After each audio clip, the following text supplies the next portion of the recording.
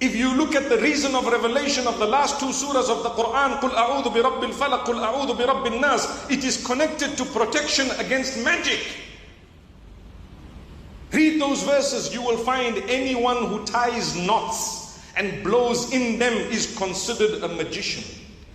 And the Prophet Muhammad, peace be upon him, says, "Man sahara faqad ashraka." Allahu Akbar. Whoever casts a spell has engaged in association of partners with Allah. You remove yourself from the fold. For what? Don't do that, and don't go to someone to do that. It has never brought about goodness. If there was any goodness in all of that, the person doing it would have had the life of the King of Kings. They themselves are poor. They have nothing. They don't even know what's coming or going in their own lives. They have health matters and problems just like you and I. But they are fooling us. And at times, yes, they do get involved in the dark side of things. We are believers. We are always with the nur of Allah. Today's message is very strong. Allah will give you, continue to develop your relation with Allah.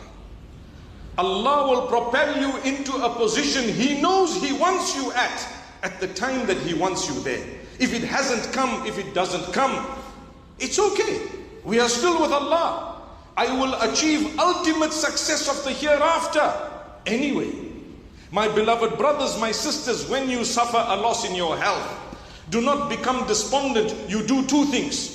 You seek medical help, and at the same time you call out to Allah and Allah alone. Oh Allah, guide the doctors. You might have a herbalist, no harm in going to someone who might offer you alternative medication in terms of homeopathy or maybe some herbs, etc. that are permissible. No harm. Together with that, what do? You call out to Allah. Oh Allah, guide the doctor to diagnose the sickness. Guide the doctor to give me the correct medication. Or in the case of, for example, a procedure that is going to take place, oh Allah, guide the doctor so that this procedure can be successful. But who are you calling out to? To Allah. And Allah alone. That is success. That is success. But to turn, for example, to those who claim to call the spirits of the dead, and they might be doing some of that, whether they are or they are not, it's not from the life of a believer to go in that direction. You believe in Allah, don't go to those who claim that they will call the spirits of the dead, and they do at times. It is a whole different matter. But at the same time, if you believe in Allah, He has addressed it in the Quran and He has addressed it in the Sunnah. You need to start off by reading the meanings of the last two surahs of the Quran.